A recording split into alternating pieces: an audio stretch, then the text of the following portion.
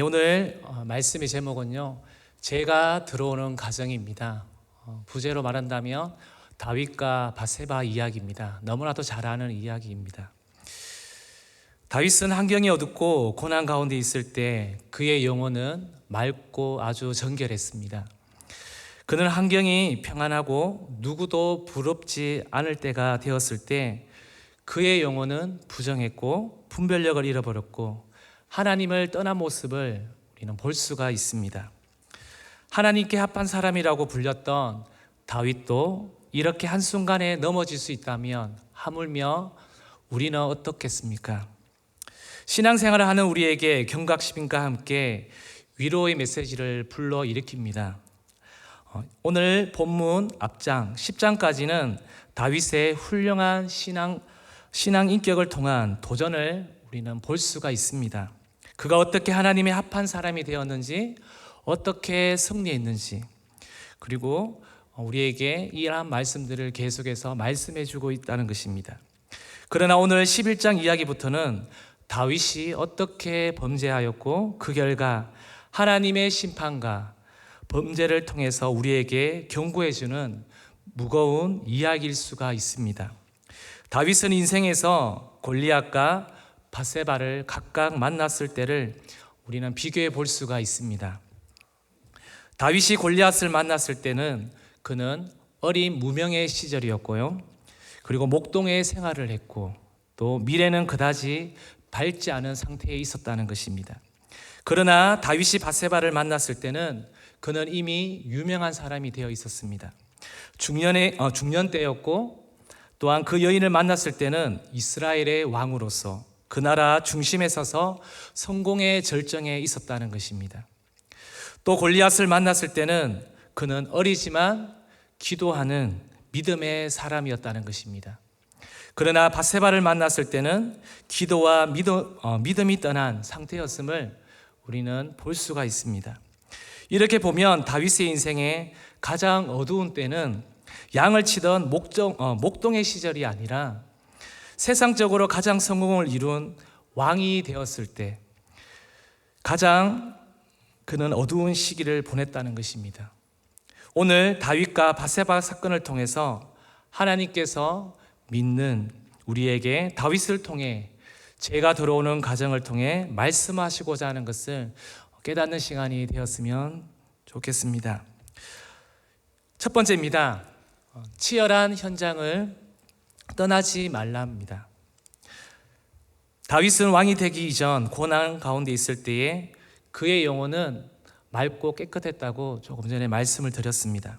그는 환경이 부럽지 않은 여유와 편안한 삶을 누리게 되었을 때 그의 영혼은 부정하게 되었고 분별력을 잃어버렸고 하나님을 떠난 모습을 볼 수가 있습니다. 다윗은 주변의 대부분 국가를 다 섭렵하고 정복했습니다. 그러나 정작 그는 자신의 정욕을 정복하지 못한 왕이 되었습니다. 우리는 가끔 뉴스를 통해서 지도자가 있어야 할 그 자리를 이탈하여 사람들에게 실망감을 안겨주는 기사들을 우리는 보곤 합니다.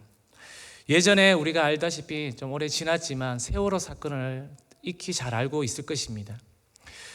선장이 그 배를 마지막까지 지키며 그 학생들을 보호해야 되는 것이 선장의 의무입니다.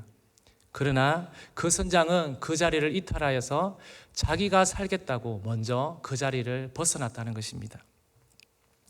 우리는 다윗의 이야기를 통해서 이스라엘의 잘못된 역사로 평가하고 넘어가는 것이 아니라 바로 다윗의 죄가 바로 내가 될 수 있겠구나, 우리는 주의를 기울여야 할 것입니다. 사무엘하 11장 1절 말씀을 우리 함께 읽어보도록 하겠습니다.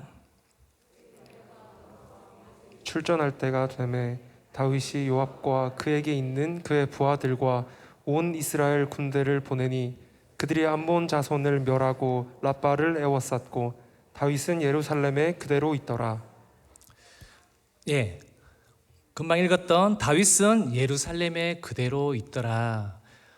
전쟁에 나갈 다윗은 전쟁터에 나가지 않았다는 것입니다. 이미 다윗의 국방력과 사기는 이미 최고조에 있었다는 것입니다. 사실 이 시대의 왕은 전쟁이 있을 시에는 최전선에서 군사들을 이끌고 제일 앞장서서 그 전투에 임해야 합니다. 그런데 다윗은 전쟁터에 있지 않고 왕궁에 남아 있었다는 것입니다. 다윗의 모습을 통해서 우리는 무엇을 엿볼 수가 있습니까? 그의 안일함, 나태함, 교만함을 읽을 수가 있습니다. 어쩌면 다윗은 이만하면 됐다라고 생각했을 수도 있습니다. 우리가 있어야 할 곳에 있지 않으면 우리는 영적으로 넘어지고 실패할 수밖에 없다는 것입니다. 신앙에는 은퇴가 없습니다. 우리 목사님께서 늘 강단에서 말씀하시죠. 나에게는 은퇴란 없다. 맞습니다. 우리에게 신앙에는 은퇴가 없습니다.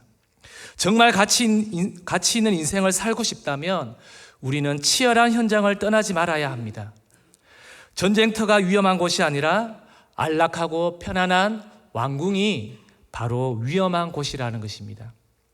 오늘날 많은 예배가 우리를 넘어뜨리는 것이 아니라 이 안에 다 있다는 바로 우리가 갖고 있는 이 스마트폰이 우리의 영과 육체까지 잡아삼킴을 우리는 잊지 않으셨으면 합니다. 지금 성도님들은 치열한 삶의 현장에 있습니까? 학생이라면 치열한 학교 현장에서 학습과 신앙, 교우 관계를 통한 배움의 자리에 있어야 합니다. 또한 부모라면 가정을 지키고 자녀를 하나님의 말씀과 기도로 양육하는 자리에 있어야 합니다. 또한 직장이라는 치열한 현장 속에서 때로는 내가 손해보고 더 많은 희생을 하더라도 우리는 그 자리에 있으면서 치열한 영적 싸움을 해야 한다는 것입니다. 바로 그때가 하나님의 백성으로서 넘어지지 않고 그 자리에서 정말 가치 있는 믿음의 삶을 살 수 있음을 믿으시기를 소망합니다. 두 번째입니다. 그렇다면 우리는 어떻게 살 것인가 하는 것입니다. 지금 내가 처한 환경은 어떠합니까? 대부분의 범죄는 모두 언제 일어나는지 아십니까? 통계적으로 대부분 범죄는 저녁과 밤에 일어납니다. 2절 말씀을 함께 읽어보겠습니다. 저녁 때 다윗이 그의 침상에서 일어나 왕궁 옥상에서 거닐다가 그곳에서 보니 한 여인이 목욕을 하는데 심히 아름다워 보이는지라. 네, 언제라고 나오죠? 저녁 때에. 성경을 어떻게 이렇게 잘 알고 있는지 저녁 때에 범죄가 일어납니다. 다윗의 영적 상태를 볼 수가 있습니다. 저녁 시간에 잠을 자지 않고 있는 것으로 보아 아마 중동 지역의 특성상 낮잠을 잤을 것입니다. 이것은 육신적 안일함에 빠져 있다는 것을 성경은 말해주고 있습니다. 위기는 가장 편안할 때 찾아온다는 것을 우리는 기억해야 합니다. 때론 스스로 조금 불편한 것이 나를 보호하는 것임을 또한 우리는 기억하셨으면 합니다. 학생들은 학기 중에 정신없이 수업받느라 정신이 없습니다. 딴짓을 하기가 어렵다는 것입니다. 그러나 그들에게 방학이라는 그 시간을 통해서 한가한 시간과 또 바쁜 시험이 끝나고 뭔가 부담이 사라졌을 때 그들에게 찾아오는 미혹들이 있다는 것입니다. 그러면 어른들에게는요, 돈과 관련이 되는데 그것은 바로 승진했을 때, 또한 보너스를 받았을 때, 직장에서 출장을 갔을 때 등 그 부와 시간적 여유, 그 여유가 우리를 넘어뜨릴 수 있는 기회가 된다는 것을 우리는 항시 기억해야 한다는 것입니다. 내가 정말 빈들에 있을 때, 배움의 자리에 있을 때, 그때 하나님을 의지하지 못한다면 부유해져서 하나님을 의지한다는 것은 더욱더 불가능하다는 것을 우리는 명심해야 합니다. 힘들 때도 하나님을 찾고 의지하지 않는데 부유하고 성공대로를 달릴 때 하나님을 의지한다는 것은 그것은 나의 희망일 뿐이라는 것입니다. 다윗은 왕궁 옥상을 거니면서 그곳에서 내려다 보이는 목욕하는 한 여인을 보게 되었다는 것입니다. 보이는 것을 일부러 감출 필요는 없겠지만 다윗은 그 여인을 바라보면서 심히 아름다운 여인이라고 나와 있습니다. 성경에. 그냥 심히 아름답다, 와 아름답다, 그냥 여기서 끝나야 됩니다. 그런데 다윗은 거기에서 더 전진했다는 것입니다. 3절 말씀을 한번 읽겠습니다. 다윗이 사람을 보내 그 여인을 알아보게 하였더니 그가 아뢰되 그는 엘리암의 딸이요 햇사람 우리아의 아내 bat세바가 아니니까 하니. 예, 다윗은 보는 것으로 끝내지 않았습니다. 이어서 사람을 보내 그 사람을 알아보는 것, 그때부터 다윗의 의도적이고 계획적인 죄 가운데 들어가는 것을 우리에게 보여주고 있습니다. 이 사건을 보면서 저는 요즘 제가 처한 요즘 환경들을 보게 되었습니다. 요즘 제자비전 아이들과 함께 제자비전에서 함께 생활을 합니다. 그러다 보니 아이들의 모습들이 하나 둘씩 보이기 시작합니다. 일반 학교 아이들보다 미디어와 세상 문화에 접하는 빈도나 어떤 횟수들은 적습니다. 그렇다 보니 보호받는 것이 참으로 많습니다. 그러나 집안에서 아니면 밖에서 미디어의 행동의 틈이 만약에 그들에게 포착이 되었다면 그 순간부터는 아이들에게 계획적이고 의도적인 죄의 틈새를 쫓아 끌려가게 되는 것을 보게 됩니다. 예를 들면 부모님의 폰을 빌려서 학습적인 부분이나 기사 등을 얼마든지 검색해 볼 수 있습니다. 그런데 그 검색을 하다가 우연히 그 사이드에 떠 있는 다른 그림이라든지 그 게임 등을 들어가 보면서 잠깐이지만 그들에게는 유혹을 받는다는 것입니다. 이것이 시작의 사고로 아이들에게는 자라게 됩니다. 그 눈이 뜨이면 나름 자신의 방법으로 계획을 세우고 더 대범해진다는 것입니다. 부모님이 언제 주무시고 언제 안 계시는지 파악하면서 그러면 나는 언제 부모님의 눈을 피해서 이 미디어를 할 수 있을지 이미 그들은 파악하고 있다는 것입니다. 다윗이 그 여인의 아름다움을 보고 멈추지 못했듯이 우리 아이들도 이 덫에 걸려지게 된다면 자신도 모르게 부모님도 속이고 교사도 속이고 스스로 예배도 드리지 못하는 그 수렁에 빠지게 된다는 것입니다. 아이들만 그렇겠습니까? 내가 보면 안 되는 영상, 내 영을 둔탁하게 만드는 채널과 미디어를 찾아 헤매지 마시고 아직도 그곳에 머물러 있다면 우리는 그곳에서 바로 그 시점에서 우리는 멈춰야 한다는 것입니다. 더 나아가면 안 됩니다. 밧세바의 남편인 우리아는 다윗 주변에 바로 30명의 용사들 가운데 반드시 들어가는 한 명의 충신이었습니다. 그녀에 대해 알아봤을 때 그 여인은 자신과 가까운 위치에 있었음을 알게 되었습니다. 그 사실로 인해 다윗은 넘어서는 안 되는 하나님의 경고였음을 그는 알아야 했습니다. 좀 더 나아가서 그냥 알아보는 것으로만 다윗이 멈췄다면 더 이상의 범죄로 그는 나아가지 않았을 것입니다. 바로 밧세바 모욕 사건을 통해서 사람들이 이런저런 말들의 해석들이 나옵니다. 남자들 중심에서 해석할 때 왜 하필이면 밧세바가 궁이 보이는 쪽을 향해서 모욕했느냐 이런 말들을 합니다. 그것도 한 번만 그랬겠냐? 다시 볼 때까지 하지 않았겠냐? 이런 의도가 있었던 것은 아니냐 등의 이야기가 나옵니다. 그런데 다윗의 초점을 둔다면 다윗이 밧세바를 보게 된 것은 어쩔 수 없는 일일지라도 그 이후에 다윗의 행동을 보면 매우 의도적이고 계획적인 행동이라는 것을 보여집니다. 그 의도적인 행동에 대해서 11장 3절에서 6절 각 절마다 보여주는 단어가 있는데요. 바로 보내다라는 동사가 반복해서 나옵니다.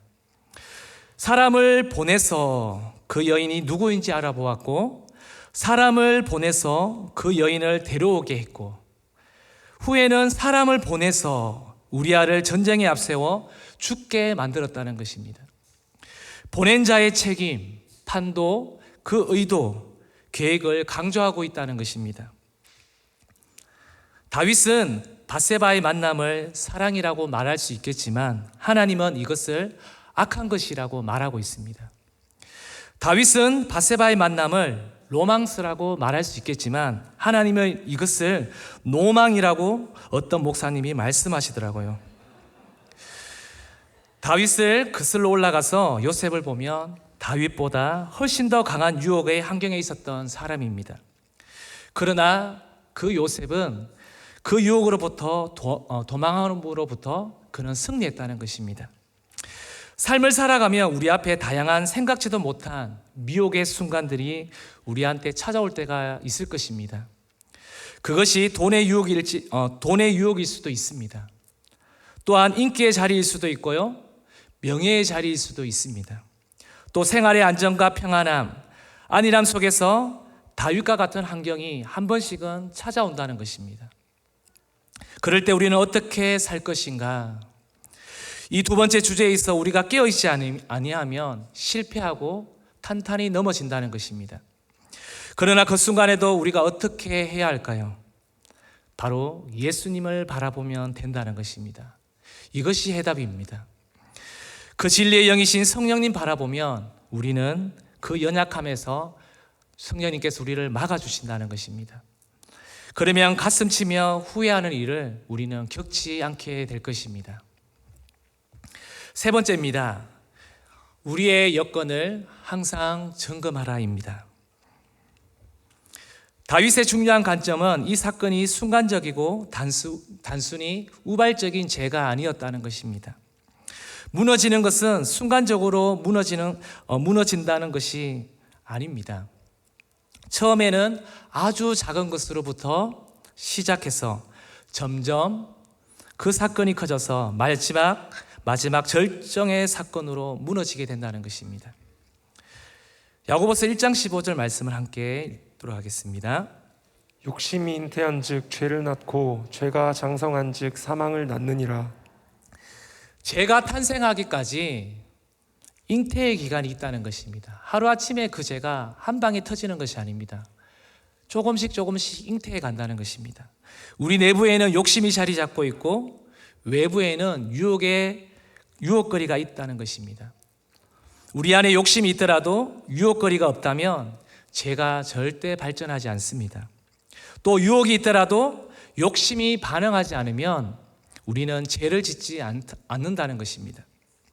다윗의 죄는 과거 속에서 잉태라는 과정 속에서 지난 세월 속에 무엇인가 잉태되어지고 있다는 것이 있었다는 것입니다.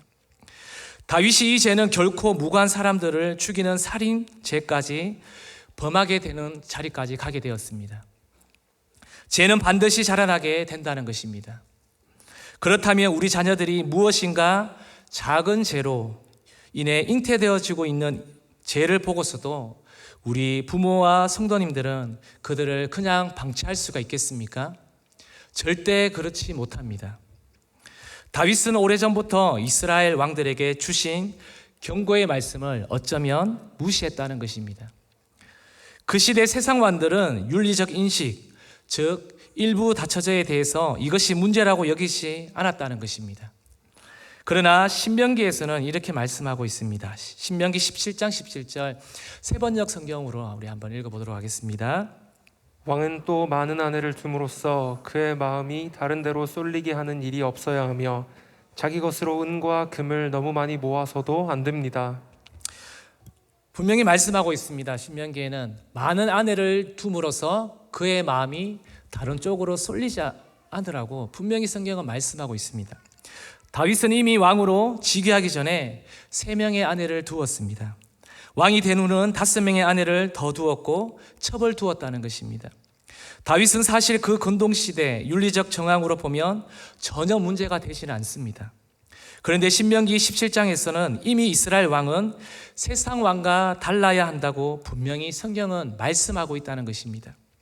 그러나 다윗은 이미 하나님의 말씀에 근거해서 행동하기보다는 세상의 문화 수준, 윤리 기준에만 부합한 상태로 살아왔다는 것입니다. 다윗은 이 문제를 겪으면서 아무 죄의식이 없을 정도로 영적인 감각이 둔해져 있었던 상황을 우리는 볼 수가 있습니다. 여기에서 보여주는 교훈이 무엇이라고 생각이 드십니까?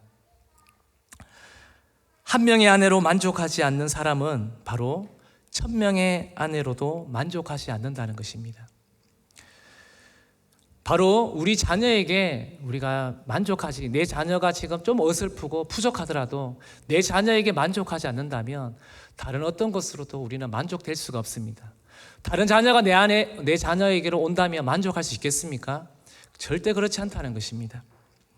다윗은 그와 더불어 동침하고 그 여인을 집으로 돌려보낼 때까지는 아무렇지 않았음을 볼 수 있습니다. 그런데 그 후 밧세바가 임신했다는 소식을 듣고 그는 당황하기 시작했습니다. 그때부터 다윗은 그 사실을 숨기기 위해서 많은 시도를 하게 됩니다. 그 첫 번째 깨는 전쟁에서 싸움을 하는 우리아를 불러내는 일이었습니다. 그는 블러스는 집에 가서 그에게 쉼을 누리라고 말합니다. 자신을 통해서 생겨난 아기를 마치 우리아의 아이처럼 위장하기 위한 전략이었던 것입니다. 우리아는 다윗의 충신이라고 말했습니다. 그러나 다윗 왕의 호의를 그는 단호히 거절합니다. 정말 충신이지 않습니까? 성경은 뭐라고 말하고 있는지 우리아의 대답을 한번 보도록 하겠습니다. 11장 11절, 이것도 세 번째 번역 성경입니다. 한번 읽겠습니다. 우리아가 다윗에게 대답하였다. 언약궤와 이스라엘과 유다가 모두 장막을 치고 지내며 저의 상관이신 요압 장군과 임금님의 모든 시야가 벌판에서 진을 치고 있습니다. 그런데 어찌 저만 홀로 집으로 돌아가서 먹고 마시고 나의 아내와 잠자리를 같이 할 수 있겠습니까? 임금님이 확실히 살아계심과 또 임금님의 생명을 걸고 맹세합니다. 그런 일은 제가 하지 않겠습니다. 네, 띄워주십시오. 다윗이 우리아를, 전쟁터에 있는 우리아를 불러냅니다. 불러내어서 우리아에게 집에 가서 좀 쉼을 누리라고 말합니다. 그런데 충신인 이 우리아의 대답을 한번 보십시오. 전하, 이렇게 않겠습니까? 전하, 어찌 저만 홀로 집으로 돌아가서 먹고 마시고 나의 아내와 잠자리를 같이 할 수 있겠습니까? 임금님이 확실히 살아계신가, 또 임금님의 생명을 걸고 맹세합니다. 그런 일은 제가 하지 않겠습니다, 전하. 하지 않았겠습니까? 이것은 정말 영화에서만 나올 법한 명대사 아닙니까? 우리아의 충성과 왕의 광교함과 깨가 교차하는 순간입니다. 이때 충신인 우리아의 말을 통해서 어쩌면 다윗의 양심이 뉘우치고 회개할 수 있는 기회가 어쩌면 그에게 주어졌다는 것입니다. 이때 뉘우쳤다라면 충신인 우리아를 맹렬한 싸움터로 보내어 죽도록 만들지는 않았을 것입니다. 그래서 다윗은 두 번째 깨를 계획합니다.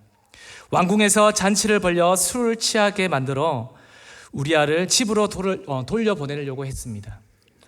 그러나 그는 술이 취해서도 집으로 돌아가지 않습니다. 엄청난 충신 아닙니까? 집으로 돌아가는 게 우리 같으면 콜택시를 불러서 가야 됩니다. 그런데 그는 거기에서 남아있다는 것입니다. 남아서 부하들과 함께 그 자리를 지키는 것입니다. 세 번째 깨는 더 무서운 결심을 하게 됩니다. 우리아를 죽이기로 결심합니다. 다윗의 간음죄가 결국은 살인죄로 커져가게 되는 장면입니다. 다윗은 전쟁터에 있는 요압에게 편지를 쓰게 됩니다. 아주 위험한 작전을 시도해서 우리아를 전쟁에 있는 가장 선두에 앞세우고 있을 때 남은 군사를 철수시켜라는 것입니다. 그래서 우리아를 죽게 만들라는 그 내용입니다. 근데 그 내용의 편지를 누구에게 보냈냐면 바로 우리아 손에 잡아서 이것을 요압에게 가게 되었다는 것입니다. 단지 우리아만 죽은 것이 아닙니다. 무고한 병사들이 함께 죽었습니다. 왜냐하면 우리아만 죽으면 의심을 받기에 그 주변에 있는 병사들이 함께 죽도록 했다는 것입니다. 왜 이렇게 수많은 사람들을 죽임까지 당하면서 그 자신의 일을 숨기려고 했을까요? 사실 그 당시 왕의 위치로 말한다면 그 한 여인을 취했다고 해서 큰 문제가 되지 않습니다. 그런데 다윗의 행동, 범죄 이면에는 어릴 적부터 듣고 보고 왔던 율법으로 심각하게 의식하고 있었다는 것을 우리는 추측해 볼 수가 있습니다. 율법에 의하면 간음죄는 바로 돌에 맞아서 죽는 사건입니다. 세상의 왕들은 이런 문제로 사실 눈 하나 깜짝하지 않습니다. 그런데 다윗은 자신이 살기 위해서 다른 사람들을 죽인 것과 마찬가지인 것입니다. 우리아를 죽인 다윗의 계획을 보면 이전에 사울이 다윗을 죽이려고 했던 것보다 훨씬 더 악한 것을 볼 수가 있습니다. 이전에 사울이 다윗을 질투하여 다윗을 죽이려고 블레셋 전투에 다윗을 보내게 됩니다. 그냥 사울을 그 전투에서 다윗이 죽기만을 바랬던 것입니다. 다윗처럼 이렇게 치밀하게 계획을 세워 죽인 게 아니라는 것입니다. 이 장면을 보면서 어쩌면 다윗은 사울보다도 더 악하고 더 무서운 사울로 변해 있다는 것을 볼 수가 있습니다. 사탄은 언제나 우리가 틈만 타면 속이고 하나님 아닌 다른 곳으로 꾀를 내어서 우리를 넘어뜨리게 한다는 것입니다. 창세기 3장에 아담과 하와의 타락도 선악과 나무 주변을 맴돌다가 그만 사단의 미혹에 넘어가 보는 것으로만 만족했으면 됐는데 그만 하나님의 그 명령을 세상 소리와 섞어버렸다는 것입니다. 그래서 결국 아담과 하와는 어떻게 되었습니까? 변명과 원망의 모습으로 하나님의 심판대 앞에 서 있게 되었다는 것입니다. 요셉의 꿈 사건도 한번 보시기를 바랍니다.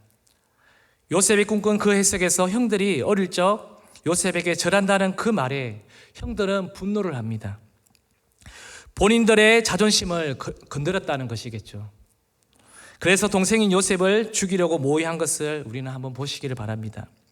꿈 내용을 형들에게 말한 것이 친동생을 죽일 정도의 어떤 죄가 되겠습니까? 결국 사탄은 우리의 사소한 작은 말과 행동, 순간을 통해서 우리의 일상에서 살짝 넘어뜨리지 않고 후에는 완전히 회복되지 못하도록 넘어뜨리는데 사탄의 전략이 있다는 것입니다. 그래서 우리는 보이지 않는 하나님보다 사람들을 더 두려워한다는 것입니다. 은밀한 시간, 장소, 사람을 통해서 감추면 모든 것이 끝난다고 생각합니다. 그러나 그 한 죄를 끊어내지 않으면 그 죄가 또 다른 죄를 잉태하게 됩니다. 잉태하여 만들어져서 결국은 우리는 넘어지게 된다는 것입니다. 우리아가 죽은 후 선지자 나단이 와서 그 죄를 지적하기 전까지는 그런 아무런 일 없이 그냥 지내게 됩니다. 하나님과 실험하며 관계가 해결되기 전까지는 절대 그 문제가 해결된 것이 아닙니다. 그때부터 하나님은 시작한다는 것입니다. 하나님은 나단 선지자를 통해서 다윗의 죄를 고백하게 하시고 징계하고 있습니다. 사무엘하 11장 27절 말씀을 읽도록 하겠습니다. 그 장례를 마침에 다윗이 사람을 보내 그를 왕궁으로 데려오니 그가 그의 아내가 되어 그에게 아들을 낳으니라. 다윗이 행한 그 일이 여호와 보시기에 악하였더라. 마지막 27절에 보면 다윗과 바세바 이야기 마지막에 이렇게 내용이 나옵니다. 다윗이 행한 그 일이 여호와 보시기에 악하였더라 나옵니다. 우리의 인생에 있어서 쓴소리, 그 조언을 하시는 누군가가 있으면 우리는 감사해야 합니다. 그분들이 교회의 교역자이든 목자, 목녀이든 학생들 같으면 부모님과 교육 선교사님 그들을 존중하시기를 바랍니다. 그래도 다윗의 위대한 점은 나단이 말했을 때 즉시로 회개하고 돌이키는 것이 다윗에게 남아있는 깊은 희망이었다는 것입니다. 그 죄를 인정하고 돌이켰다는 것입니다. 그러나 그 죄에 따른 아픈 결과, 죄의 열매, 즉 하나님의 징계는 반드시 받아야 한다는 것입니다. 그 징계의 내용이 사무엘하 12장 10절에서 12절 말씀에 나옵니다. 그 징계의 내용을 한번 보도록 하겠습니다. 너는 이렇게 나를 무시하여 헷사람 우리아의 아내를 빼앗아다가 내 아내로 삼았으므로 이제부터는 영영 내 집안에서 칼부림이 떠나지 않을 것이다. 주님께서 또 이렇게 말씀하십니다. 내가 너의 집안에 재앙을 일으키고 내가 보는 앞에서 내가 너의 아내들도 빼앗아 너와 가까운 사람에게 주어 그가 대낮에 그 아내를 욕보이게 하겠다. 너는 비록 몰래 그러한 일을 하였지만 나는 대낮에 온 이스라엘이 보는 앞에서 이 일을 하겠다. 아멘. 무서운 징계의 내용입니다. 비록 죄는 주님 앞에 하나님께 회개하고 돌이켰지만 하나님께서는 그 죄에 대한 대가를 반드시 그 대가를 치룬다는 것입니다. 하나님은 다 보고 계셨고 다 알고 계셨습니다. 하나님은 죄를 용서하시지만 죄의 대가는 반드시 치르게 하신다는 것을 기억하시길 바랍니다. 용서했다고 해서 대가가 면제되는 것은 아닙니다. 그 결과를 맛보게 하심으로 죄가 얼마나 무서운가를 맛보게 하십니다. 바로 11장 이후에 나오는 다윗의 죄로 말미암아 하나님의 심판이 그 가정과 그 나라에 임하는 것을 볼 수가 있습니다. 조금 전에 읽었던 그 말씀들이 이루어지는 것입니다. 칼이 그 가정에서 떠나지 않는다고 했습니다. 실제로 다윗의 아들 암놈이 이복누이 다말을 범하게 됩니다. 그에 대한 복수로 압살롬이 암놈을 죽이는, 형제가 형제를 죽이는 역사가 그 가정에서 일어납니다. 또 아들인 압살롬이 다윗을 향해서 대적해서 반역을 일으키는 일들이 그 가문에서 일어나게 된다는 것입니다. 결국 우리가 뿌린 대로 심은 대로 거두게 하는 진리를 우리는 보게 한다는 것입니다. 갈라디아서 6장 7절에서 8절 말씀을 한번 읽도록 하겠습니다. 스스로 속이지 말라. 하나님은 업신여김을 받지 아니하시나니 사람이 무엇으로 심든지 그대로 거두리라. 자기의 육체를 위하여 심는 자는 육체로부터 썩어질 것을 거두고 성령을 위하여 심는 자는 성령으로부터 영생을 거두리라. 사람은 무엇으로도 심는 대로 심든지 그대로 거둔다고 했습니다. 어쩌면 너무 무서운 말입니다. 우리가 악의 모양을 보고 그 모양을 따라했다면 그것이 훗날에, 그것이 우리 가정 가운데, 그것이 우리한테 반드시 대가로 치른다는 것입니다. 그렇기에 우리가 하나님 앞에서 늘 하나님을 주시하며 우리가 거룩하게 살지 않으면 그 죄는 우리가 은밀하게 있을 때, 우리가 보는 것으로 그것에서 멈추지 않으면, 더 나아간다면 그 죄는 계속해서 우리한테 더 큰 것으로 몰려오게 됩니다. 죄는 한순간에 우리를 넘어뜨리지 않습니다. 그것이 쌓여서 어느 순간 절정에 이르렀을 때 바로 우리를 한순간에 넘어뜨린다는 것입니다. 다윗이 그랬다면 우리는 어떻겠습니까? 말씀을 맺겠습니다. 하나님의 마음에 합한 다윗도 깨어있지 않을 때 큰 죄를 지었다면 우리는 더 영적으로 깨어있어야 할 것입니다. 우리가 인생길을 살아가며 세상적 성공과 명예, 안정, 삶의 여유가 찾아왔을 때 어쩌면 그때 우리는 더 두려워해야 할 줄로 봅니다. 더 두렵고 떨림으로 우리는 그때를 살아야 한다는 것입니다. 왜냐하면 우리가 안정되고 편안할 그때에 바로 자칫해버리면 스스로가 하나님의 자리에 우리가 앉게 된다는 것입니다.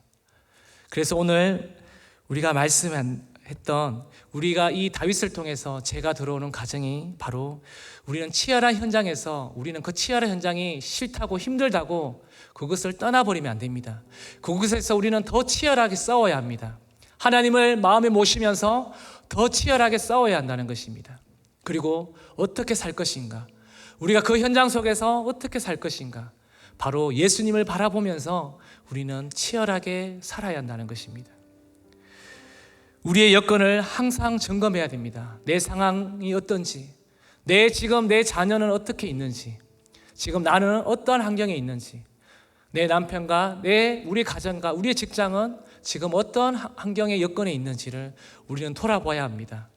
내 주변에 나를 막고 있는, 나를 미혹하는 혹시 미혹의 손길은 없는지를 우리가 보시면서요, 우리가 끊어내는 작업들을 하지 않으면 그 미혹은, 그 죄는 계속해서 들어온다는 것입니다.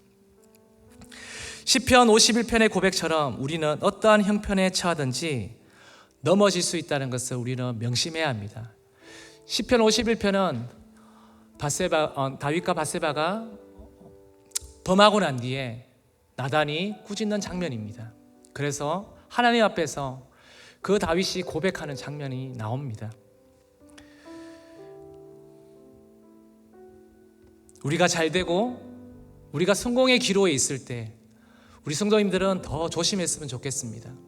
기만하지 마시고요, 교만의 자리에 있지 마시고요, 그 자리에 어쩌면 이곳이 나의 왕궁이 될 수 있겠구나, 그러다가 뒷짐지고 거닐다가 어느 순간 덫에 걸린다는 것을 꼭 명심하기를 바랍니다. 오늘 말씀을 기억하시면서요, 우리가 하나님 앞에 좀 나아갔으면 좋겠습니다. 오늘 이 밤에는요, 우리가 좀 진정한 회개를 했으면 좋겠습니다.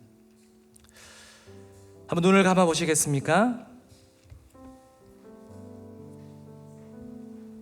주님께서 대흥교회에 뜻이 있어서 담임 목사님께서 지금까지 제자 비전을 이끌고 오셨습니다. 아이들이 이곳에서 새벽을 깨우고 때로는 철학 기도도 하고 때로는 열악한 환경 속에서도 공부와 영적인 실험을 하면서 심지어 세상엔 초등학생도 갖고 있는 스마트폰을 우리 제자 비전 학생들은 한 명도 갖고 있지 않습니다.